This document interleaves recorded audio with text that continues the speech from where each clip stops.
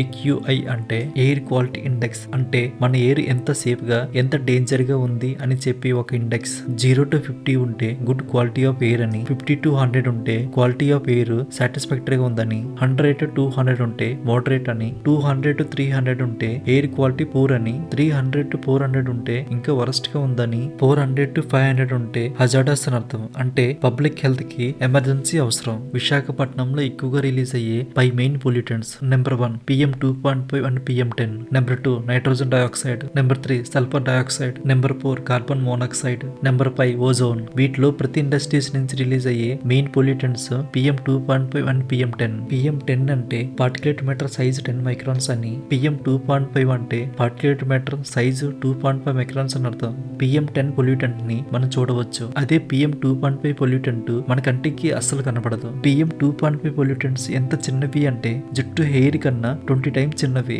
Doctors ఏమని చెప్తున్నారంటే PM 2.5 AQI 300 ఉన్న రోజుల్లో గాలి పీల్చడం రోజుకు 25 to 30 సిగరెట్స్ తాగినంత హానికరమని చెప్తున్నారు. సిమ్టమ్స్ కనిపించకపోయినా డ్యామేజ్ అనేది కంటిన్యూస్ గా జరుగుతూనే ఉంటుంది. చిల్డ్రన్స్ లో అయితే బ్రీతింగ్ తీసుకోవడంలో డిఫికల్టీస్, అల్సట రావటం, వృద్ధుల్లో అయితే ఆస్తమా రావటం, హార్ట్ ప్రాబ్లమ్స్ రావటం. అదే యంగ్ ఏజ్ పీపుల్స్ లో అయితే మెలనిన్ సెల్స్ డ్యామేజ్ అయ్యి వైట్ హెయిర్ ఎక్కువ అవుతుంది. ఇది వన్ డే ఇష్యూ కాదని, ఇది ఒక స్లో పాయిజన్ అని అంటున్నారు. ఈ వీడియో మీకు నచ్చినట్లయితే లైక్ చేసి సబ్స్క్రైబ్ చేసుకోండి.